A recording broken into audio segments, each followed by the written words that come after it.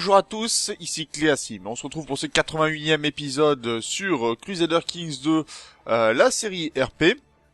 On s'était laissé dans le dernier épisode, mais on était surtout en train d'affronter des rébellions, mais on avait également comme adversaire direct la Lombardie, Venise, et également les révoltés des Ayyoubides.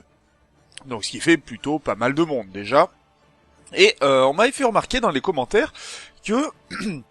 excusez-moi... ça semblait pour certains très simple ce que je faisais. En tout cas, que pour moi, ça avait l'air d'être d'une facilité déconcertante.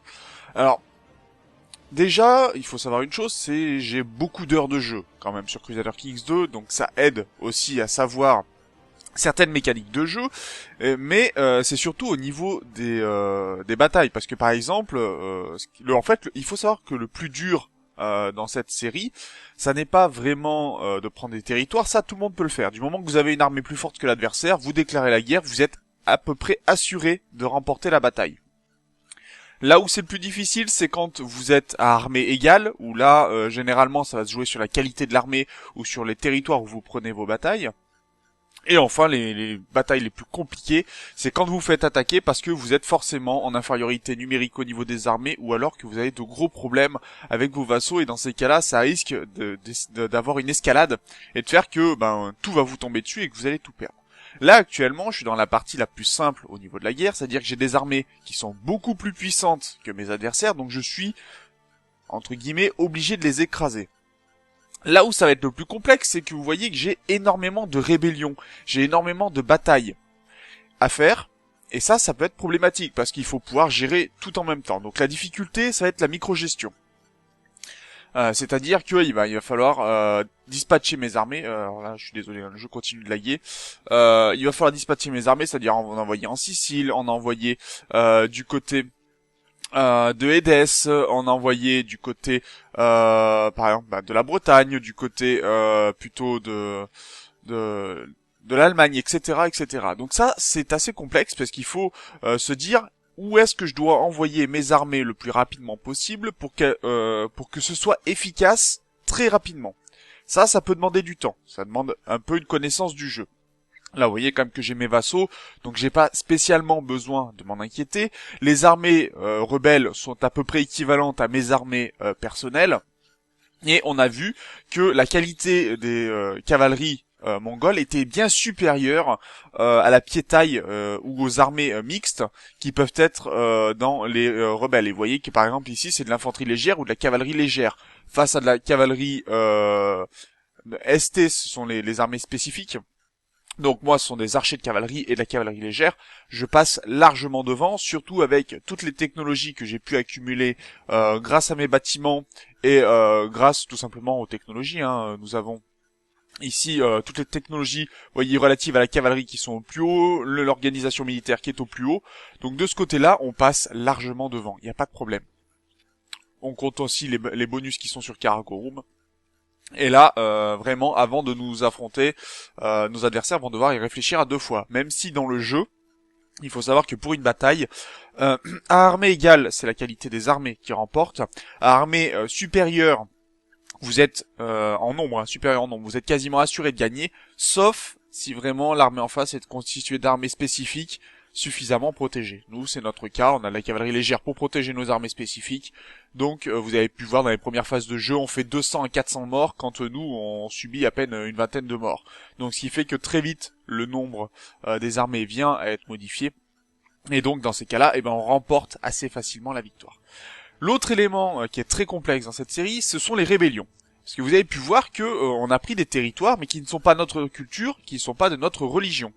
Et ça pose un problème assez important, puisque il va y avoir des révoltes religieuses. Ça, les révoltes religieuses, on peut à peu près gérer, parce que vous avez pu voir que nous avons la révolte catholique qui est là depuis près de 5 ans, bientôt 5 ans, et on n'a aucun problème. Mais vous voyez que j'ai remporté 100% des batailles, et j'ai gagné, par contre je perds 100% des occupations. La moyenne des deux donne un score de guerre de 0%, et il n'y aura pas d'augmentation de score pour un parti ou pour l'autre, parce que pour ma part, il faut que je réduise à néant tous les catholiques pour gagner, Et de l'autre côté, il faut que les catholiques siègent l'ensemble de mes territoires pour que le score de guerre vienne à augmenter. Donc autant dire que ici, ça sera statu quo, aucun problème. Par contre, si on prend par exemple le cas de la libération de la Bavière, vous voyez que je n'ai remporté aucune bataille, donc ça peut être très dangereux, et surtout le score d'occupation, il est à 100%. Et pour l'instant, le score de guerre ne va pas augmenter, puisque en fait, ils n'ont pas fait de bataille contre moi. Donc, le jeu considère que pendant 36 mois, il faut au moins avoir fait une bataille décisive, donc c'est-à-dire ayant suffisamment d'armées des deux côtés pour que le score de guerre, pour que la guerre soit validée. C'était en fait, ça a été mis en place pour empêcher justement les guerres éclairs que certains joueurs faisaient en ayant des armées inférieures. Ils lançaient des attaques, ils siégeaient, ils faisaient des assauts, donc ils massacraient quasiment toutes leurs armées pour prendre les territoires, avoir 100% de guerre, stopper la guerre et y remporter comme ça ce qu'ils voulaient. Alors que normalement, ils n'auraient jamais dû réussir à remporter cette guerre. Donc ça a été mis en place comme ça dans un patch, alors je peux plus vous dire lequel expressément, mais c'est assez important de savoir ça. Donc ça veut dire que si la libération prend suffisamment de territoire, comme c'est le cas ici, eh ben ils vont avoir 100% de score d'occupation, mais ils n'ont pas fait de bataille. Donc, pour l'instant, ils ne remportent rien. Ça veut dire que moi, ça me laisse 3 ans pour faire une bataille majeure, pour augmenter ici. Si cette bataille est suffisamment pertinente, le score de guerre ne sera pas à 100%, puisqu'on fait la moyenne, on fait la moyenne des deux en quelque sorte. Et donc, pas la moyenne, on fait le score positif pour l'un, moins le score positif de l'autre. C'est comme ça, c'est comme ça que ça fonctionne. Donc, dans ces cas-là, eh ben tout simplement, on va se retrouver à une armée de libération qui n'aura jamais 100%. Par contre, elle peut avoir un score qui va augmenter du moment qu'elle prend l'ensemble des territoires qu'elle revendique. Alors par exemple, la libération de Bavière, eh ben elle doit prendre la Bavière. La totalité de la Bavière. Sauf que vous avez vu que la Bavière n'est pas totalement siégée. Donc pour l'instant, le score ne va pas aller en augmentant. Ce qui est assez pratique pour moi, ça me permet tout simplement de faire des batailles, par exemple, comme c'est le cas ici contre la Bavière, écraser leurs armées, remporter du score de guerre et me permettre ainsi de diminuer ce score de 99%. Donc ça, c'est de la micro-gestion pure et dure. Et ça demande beaucoup de temps et ça demande aussi du sang-froid. Parce que ça veut dire que si on est sûr de perdre, des fois, mieux vaut laisser perdre.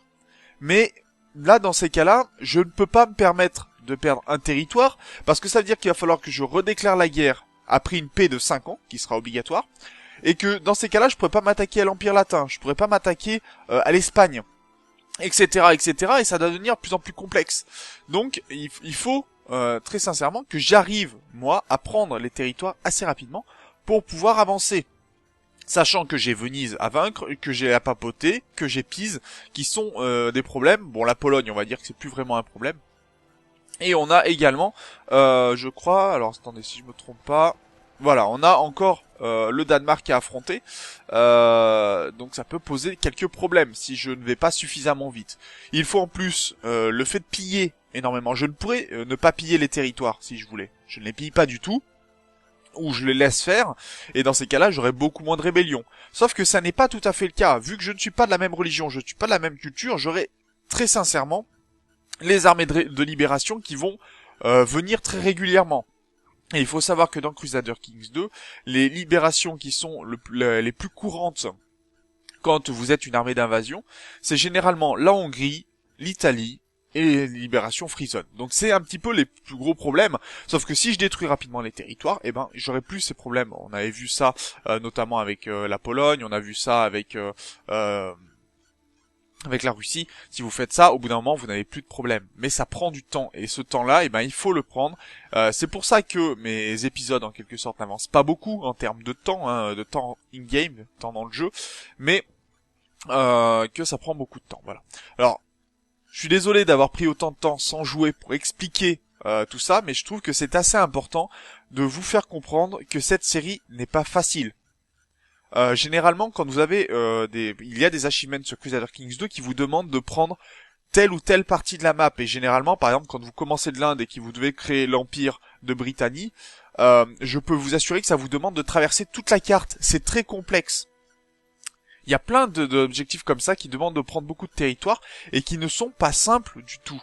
Celui-là en est un, vraiment très complexe, et c'est pour ça que ça prend autant d'épisodes, bon, sans compter les digressions que je peux faire à côté, bien évidemment. Alors voilà, ça c'est très important. J'ai remporté cette bataille. Maintenant, le score de guerre bataille 15%. Je peux le mettre à 100% de mon côté et laisser la rébellion se faire, laisser mes vassaux gérer la rébellion, reprendre des territoires de temps à autre pour dire tout simplement de pouvoir les piller, et ça sera suffisant. Je n'ai pas besoin de plus. Je n'ai vraiment pas besoin de plus. Moi, là, pour moi, la rébellion, ils ne pourront jamais me faire stopper la rébellion. Je peux tout à fait laisser mes vassaux sans m'en charger. Je pourrais prendre tous les territoires que je veux. Comme ils ont pris trop de territoires, j'en serai jamais capable, entre guillemets, de monter suffisamment le score de guerre. C'est un peu comme ce qui se passe avec la Lombardie actuellement. Tant que je n'aurai pas pris les territoires qui sont ici, tant que je ne pourrai pas avancer. Parce qu'ils auront pris des territoires qui me coûtent trop cher en score de guerre actuellement. Alors... Ok, là on va passer 52%, on va descendre de ce côté-ci, et on va devoir prendre d'autres territoires à la Lombardie, bien sûr, pour augmenter le score de guerre. Parce que vous voyez qu'ils ont encore de l'occupation, on a perdu Sienne, Messine, Reggio, Messine, d'accord. C'est où Messine? Ah oui, c'est tous ces territoires-là qu'il faut que je reprenne, ok, ça marche. Ça marche, ça marche. Voilà, donc autant vous dire, non, cet agimène n'est pas facile, on peut perdre beaucoup de temps, et surtout qu'on est limité dans le temps, hein, on a que 2 siècles et demi pour arriver à prendre tous les territoires qui sont requis. Là par contre je prends le territoire, comme ça mon score de guerre va augmenter petit à petit, et une fois que j'aurai tout pris, eh ben je pourrai faire ce que je veux. Venise va me prendre des territoires, c'est très bien, mais moi je contrerai avec mon score de guerre qui va aller en augmentant.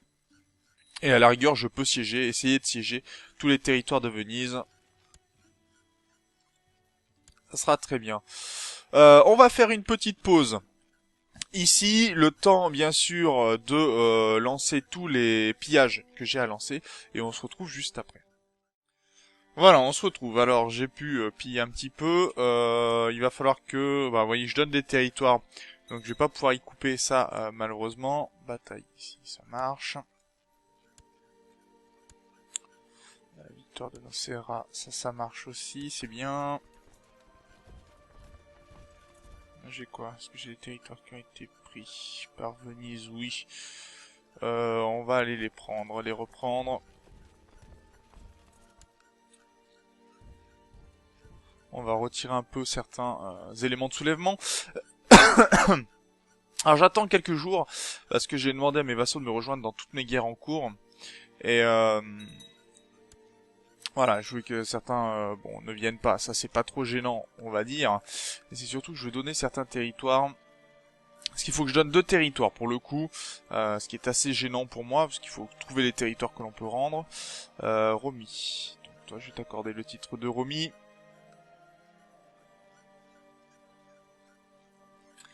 Alors je sais pas où est Romy exactement dans tout ça.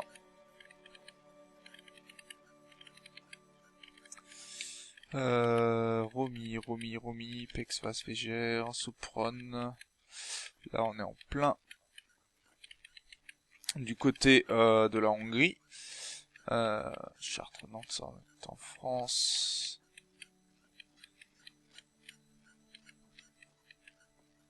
Quand je commence à Taichi, généralement c'est pas une bonne nouvelle. Donc on va chercher Romy.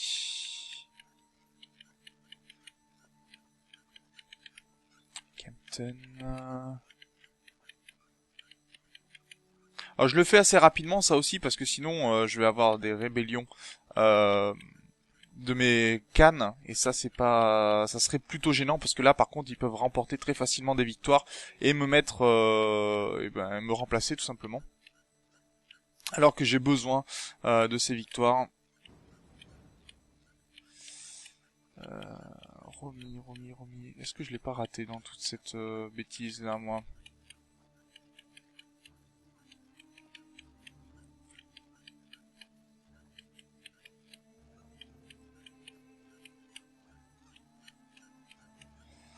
Danzig, qui fait marre, j'ai tellement de territoires que pour les retrouver, c'est autre chose.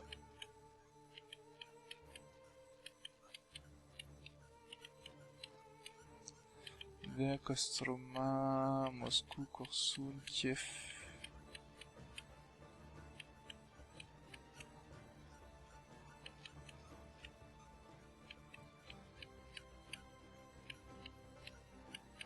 Ah, Romy.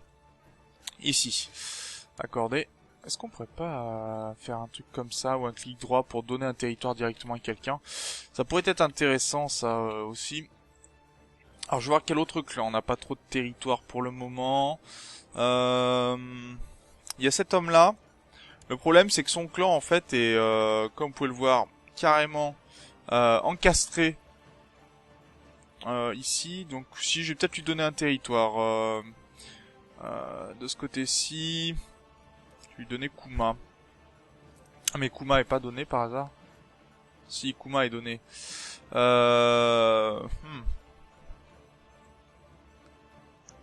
Alors à cet homme-là, alors ça ces territoires sont encore à moi parce que je vais aller piller.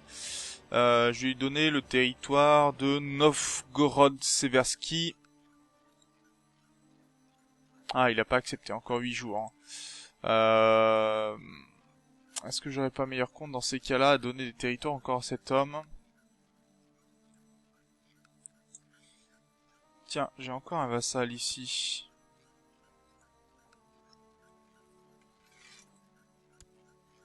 À piller.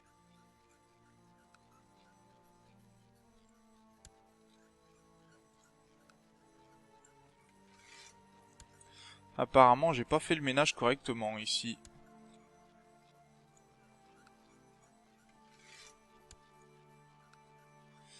Ah oui, vraiment pas du tout en fait, même pour le coup.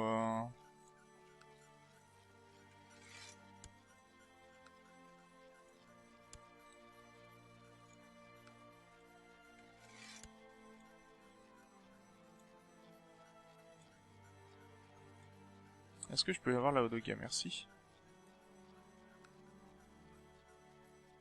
Alors le jeu rame, hein, c'est pour ça aussi que j'ai beaucoup de mal à faire en sorte de conserver, à faire que je puisse récupérer. D'accord, bon, en fait, ouais, il y a plein de territoires où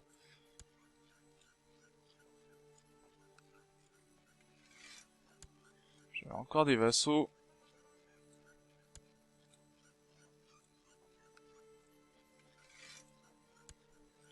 Ça va me poser des problèmes, ça, par la suite, encore.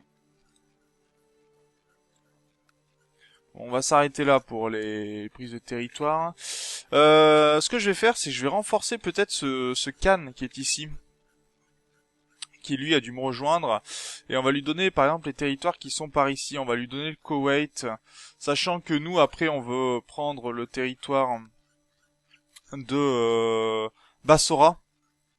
Qui sera notre nouvelle capitale, le temps d'avoir... c'est pour avoir une capitale un peu plus proche. Donc on va lui donner le territoire du Koweït. Ah non, il faut 8 jours encore, d'accord. Eh ben, on va attendre un petit peu, c'est 8 jours.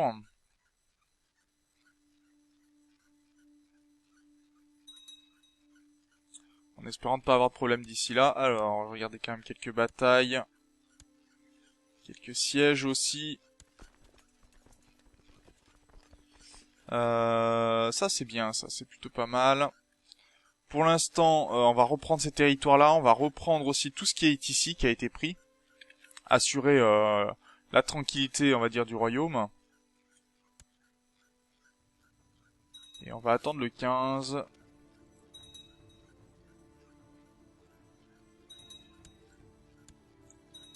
Ok, des victoires, des territoires qui nous sont rendus très bien. Excusez-moi. Oui, bon, on a un peu de pillage, bien sûr.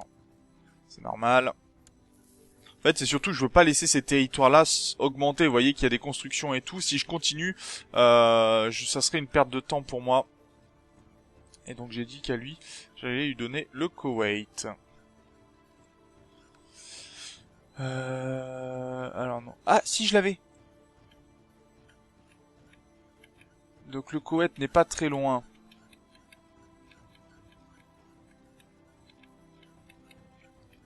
Le Koweït n'est pas très loin.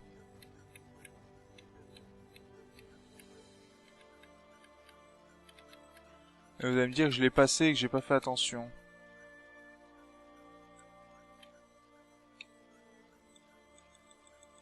Ok, alors, on va recommencer. Alors, je suis désolé, c'est pas le plus passionnant, mais vous voyez que c'est surtout ce qui est pénible dans ce genre de série. C'est que si vous voulez maintenir une unité dans votre royaume, eh ben, vous devez forcément vous battre énormément pour arriver à partager les territoires. Alors, moi, j'essaye de le faire de façon un peu... je pourrais tout à fait donner n'importe quel territoire, en fait, au final, du moment qu'il est vide. Ce qui empêcherait aussi de mes vassaux de créer des titres. Ou de se faire la guerre entre eux. Là, c'est surtout que ça leur empêche de faire la guerre entre eux, par exemple. Donc, ça peut être pas mal.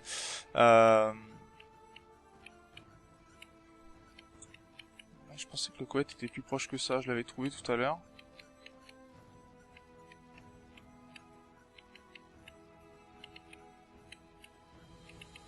Alors, c'est pénible, ça, de pas trouver le Koweït. J'essaye de pas aller trop vite parce que sinon, je sens que je vais me paumer et je vais l'oublier.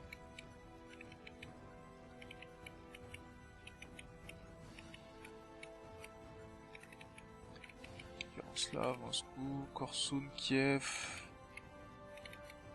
Ah, j'avais le Koweït tout à l'heure.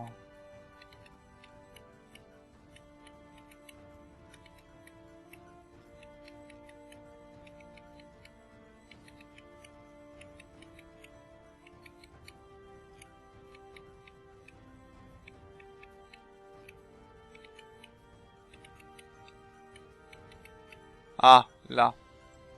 Voilà. Bon, on va s'arrêter là-dessus. Malheureusement, l'épisode aura été assez court en termes de vraiment de guerre ou d'avancée. Mais je tenais vraiment à faire le point sur la difficulté de cette série. Quels sont en fait les problèmes majeurs. En tout cas pour quelqu'un plutôt d'expérimenté dans le jeu. Autant vous dire que ça, il y aura d'autres problèmes vont se rajouter quand vous connaissez beaucoup moins. Mais c'est assez important, hein, vraiment, de faire le point là-dessus, de se connaître vraiment comment les mécaniques de jeu pour pouvoir réaliser certains achievements, notamment celui-là. Voilà. Donc sur ce, moi, je vous remercie d'avoir regardé cet épisode. Je vous dis au prochain. D'ici là, portez-vous bien. Salut!